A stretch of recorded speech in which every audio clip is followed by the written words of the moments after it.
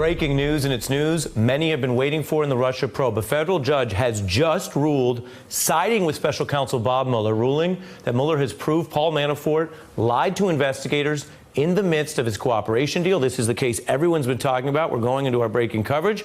A big win for Bob Mueller tonight. Bob Mueller's prosecutors, here's the takeaway, are no longer bound to any lighter sentence. That means former Trump campaign chair Paul Manafort now faces the prospect of a much heavier jail sentence. We have a great guest to go right into this with, someone who's talked about these issues a lot and is in leadership in the Democratic House, a member of the Judiciary Committee, Congressman Hakeem Jeffries. Congressman, this news broke literally moments ago. We just alerted you about it. I know you haven't had a chance to read the underlying material in all fairness, but what does it mean? What is your response to the news that a federal judge is siding with Mueller and dialing up the heat on Manafort and that he faces potentially a lot more prison time? Well, it's continuing evidence that the Trump campaign and associates who were involved in it have engaged in lies, deceit, manipulation, and an unwillingness to be truthful about what actually took place during the Trump campaign and whether there was a conspiracy between members of the Trump campaign, WikiLeaks, and Russian spies to sell out our democracy and artificially place Donald Trump at 1600 Pennsylvania Avenue. It's why we need to make sure that the Mueller investigation continues to proceed, allow him to draw whatever conclusions he reaches, and then make sure that that information is presented not just to the Department of Justice, but to Congress and the American people. Based on the information we're getting right out of the court, and this was one of the biggest developments in the Mueller probe. It was a big deal when they indicted the campaign chair. It was a big deal when he flipped and cooperated. It was a big deal when Bob Mueller claimed, that's an allegation, that he committed new crimes by lying. Tonight, here, breaking news for the first time, we have a federal judge independently confirming that. So it's no longer an allegation. It's now a legal finding.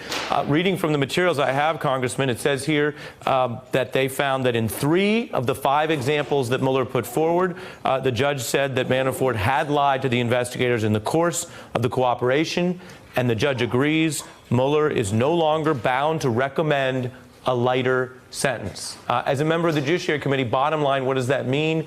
And does that mean you expect Paul Manafort to spend a lot longer time in prison? Well, it appears that there's a great possibility that Paul Manafort may spend the rest of his life in prison.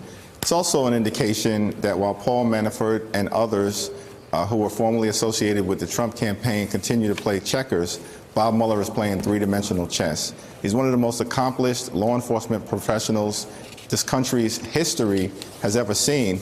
And as a result of that, I'm confident that whatever he finds will be connected to either a conspiracy that existed or will accept the other recommendations that he presents. But he clearly is going to doggedly pursue the truth. Let me read a little more, and this is one of those nights where, again, I want to be clear with everyone. You only have what we're hearing. I just have handed to me now the innards of the ruling, but I'm going to read 2 points to it again for your analysis because they are issues we've discussed previously. Now there's a judge's finding on it. Number 1, the judge finding that they did prove, Mueller's office did prove that Manafort was lying about his interactions and communications with this individual, Kilimnik, that Mueller alleges is tied to Russian intelligence. And number 2, that he was lying about, quote, another DOJ investigation. Do you have a view of either of those things? One is quite specific and Russia-related. The other is quite intentionally vague.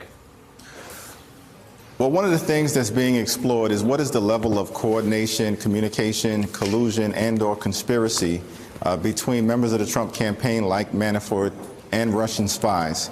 And if Mueller has been able to demonstrate, and a federal judge has now concluded that Manafort lied about that August 2nd meeting that apparently took place in New York City at a cigar lounge, where it's possible that polling data was passed along between Manafort and/or Gates and someone closely connected to Russian intelligence, then that would actually be significant evidence of collusion and coordination between the Trump campaign and the Russian effort to break into our democracy and artificially alter the results.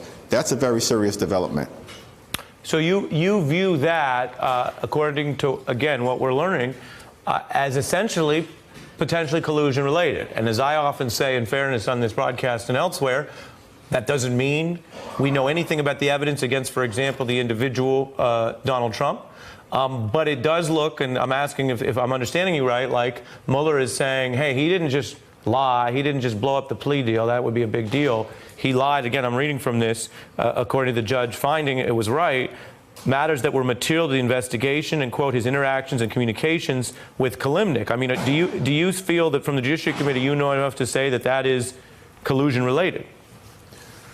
Well, it appears on the surface to be collusion related, but as you indicated, Ari, I haven't been able to review the document, so this is an Ari Melber freestyle that I'm doing right now. But the appropriate on this show, by the way. But it does seem to me that this could be additional evidence of possible collusion and direct coordination as it relates to what transpired at that meeting. And then the question that we all have to ask is, why do they continue to lie about their contacts with Russian spies? What were they talking about in meeting after meeting after meeting? And in this particular meeting, it also appears that there may have been a discussion about the Trump administration, if he became the president, easing up on the Ukrainian sanctions, which is a matter of great interest to Vladimir Putin. So again, we're going to allow the Mueller investigation to run its course, allow him to gather the facts, put it together with the evidence, and then make that presentation to the American people. And in your view, as your colleagues say that they're launching new Russia investigations, do they pick up these threads? I mean, one of the things that, in fairness, we can note is that some of the things that are most controversial here may not ultimately be charged as international felonies. I mean, anyone can run the thought experiment, Congressman, of if the Obama administration had this level of contacts with a different hostile country, pick one, Iran, or if the George W. Bush administration had their campaign manager caught and now tonight busted, chargeable, for lying to blow up a plea deal regarding contacts with Cuba. I mean, these are big things, even if this might be the end of the charges. Is this the type of thing you guys may pick up if Mueller is otherwise wrapping up in the next interim short period? Well, here's what I would say. We're going to proceed in two ways. First, we're going to continue our relentless focus on kitchen table pocketbook issues under our For the People agenda, focused on lowering health care costs, a real infrastructure plan, and cleaning up corruption in Washington, D.C., so that we can allow everyday Americans to have a voice in our democracy. Simultaneously, we are a separate and co-equal branch of government. We have a constitutional responsibility to serve as a check and balance on an out-of-control executive branch. That's not the Hakeem Jeffries playbook. That's the James Madison playbook. And over the last 2 years, there has been zero oversight done by House Republicans. Why? Because they've conducted themselves like wholly owned subsidiaries of the Trump administration. Those days are over. We're not going to overreach. We're not going to over-investigate. We're not going to over-politicize. But we do have a constitutional responsibility to explore what the heck has taken place with the Trump administration and, prior to that, the Trump campaign.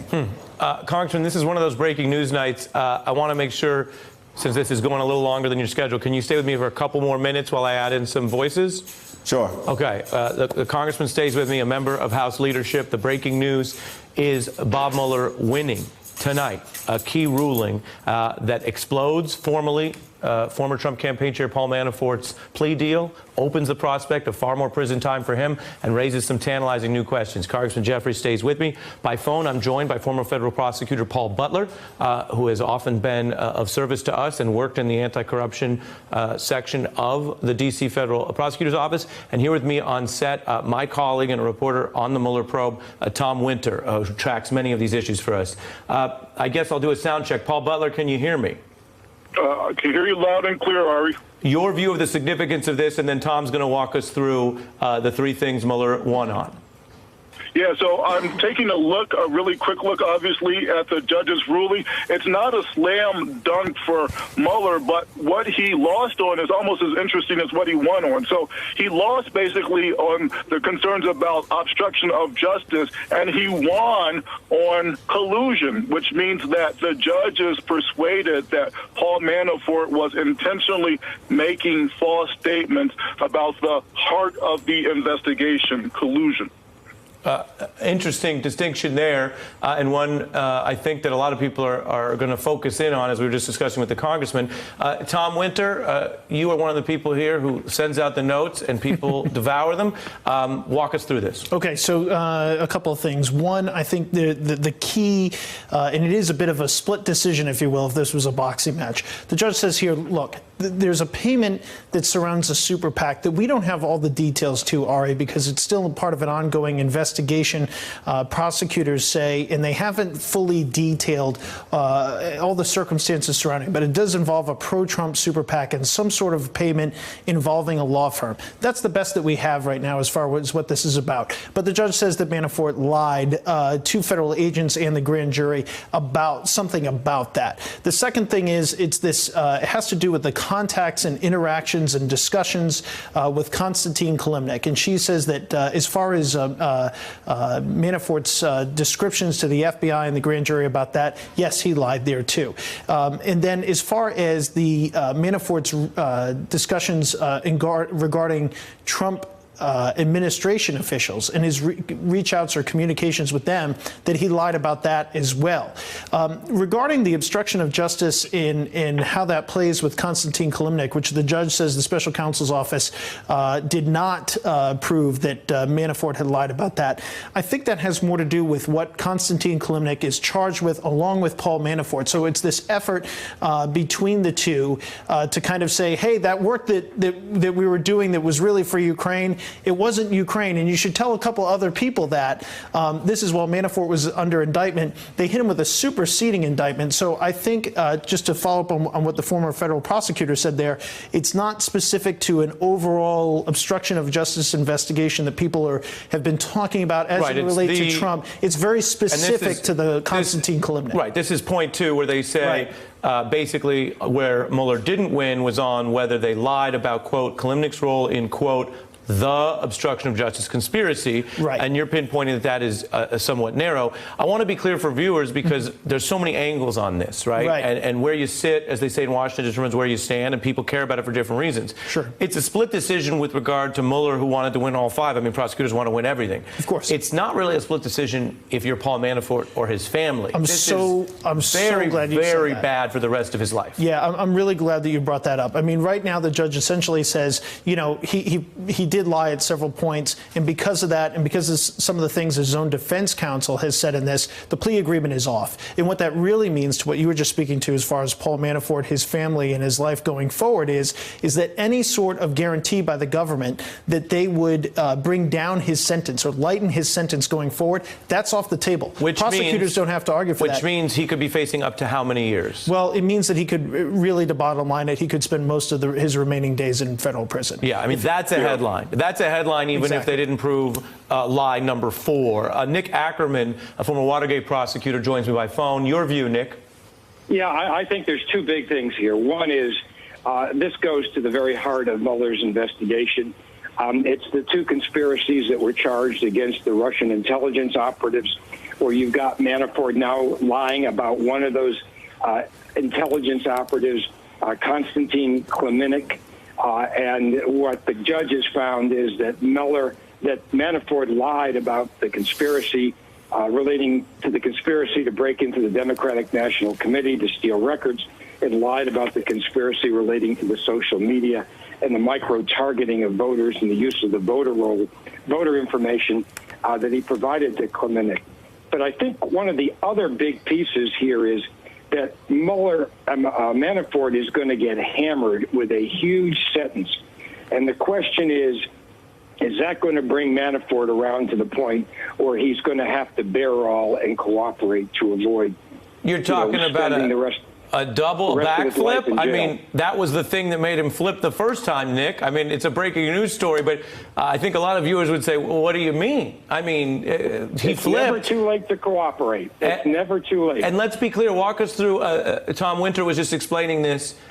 Nick, this is not, when we say life, we mean the rest of his life. This is not a capital crime. We're not talking about a quote-unquote formal life sentence, but a man of his age with these type of federal crimes, are we talking, in your view, do you agree with Mr. Winter's analysis, Nick, that legally you're talking about the number of years that could be for him, an effective life sentence.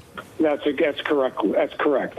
And he has, within a year of his sentence, he can move for a reduction in that sentence under the federal rules if he cooperates. So it's not over until it's over. And a very heavy sentence like this could wind up basically putting him in a position where he has no choice but to tell the truth. I want to broaden out, Tom.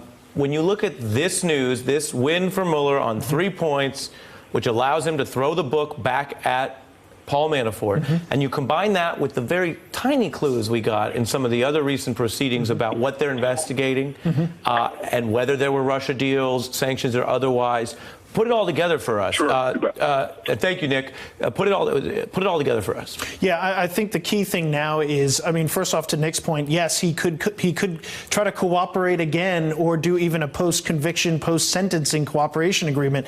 But to say that Paul Manafort has a credibility problem moving forward, potentially in any eyes of any future jury, would be as obvious as saying that I'm speaking to you right now. So I'm not quite sure how that'll fit in, but time will tell. I think the one thing that is key here is that clearly the special counsel believes that this interaction with Konstantin Kilimnik, somebody the FBI has identified as being somebody associated with Russian intelligence, that this is one of the key kind of remaining. I don't even know if it's a remaining component because they may already have some of the answers that they're looking for, but it's definitely a key part of their investigation and what they've been tasked with. I mean, the overall tasking of them is to look into this Russian interference, and they have said in this transcript that we've seen that happened in this hearing that they found it unusual that this meeting occurred while Paul Manafort is Trump's campaign chairman. He's the quarterback of the Trump campaign, and he's still taking some time out to visit with his old Ukrainian associate. And who's calling the plays? And so, you know, what is this about? And who has that time if you're tasked with running a campaign? I mean, that's typically an all-consuming effort. That's kind of what they're leading with there and kind of where they're going with. We'll just have to see where that ends up. Tom Winter from NBC Investigations, thank you for jumping right over here. Viewers will know this was not a planned appearance. It's a breaking news one, and I'm sure you'll be busy throughout the night. We'll let you keep working your sources. Congressman, you take it all together, and you hear our reporter there mention this goes back to Mueller's theory about ongoing Russian collusion. We're not in the obstruction place, and we're not only in the false statements place anymore, which some Trump allies have said, well, what do you really have if you only have Roger Stone only? Of course, it's a felony, but only, quote unquote, on that. This is the Mueller prosecutors winning tonight on Paul Manafort taking extraordinary personal risk to hide Russia stuff. Is it, in your view, a sign that he had something even worse than what he faced in prison to hide? Well, it's definitely a sign, and all we've heard from Donald Trump and his allies and sycophants over the last 2 years is no collusion, no collusion, no collusion. Clearly, Bob Mueller is building a case for collusion. And the two recent developments that we've seen, both with Roger Stone in combination with today's breaking news as it relates to Manafort, continue to get at the possibility that there was a triangular relationship between the Trump campaign, Russian spies, and WikiLeaks in order to sell out our democracy and artificially elect a president. We'll have to wait to see when Bob Mueller puts it all together, but the evidence continues to mount, and that clearly seems to be the pathway that the special counsel is pursuing. Congressman Hakeem Jeffries, a member of Democratic leadership, joining us, and I really appreciate you weighing in on an important story literally as it breaks. I know you don't need a future in breaking news. You have a big job, but appreciate you doing that for us tonight, sir. Absolutely. Hey, I'm Ari Melber from MSNBC. You can see more of our videos right here, or better yet, subscribe to our YouTube channel below. You could have been anywhere in the world, but you're here with us, and we appreciate that.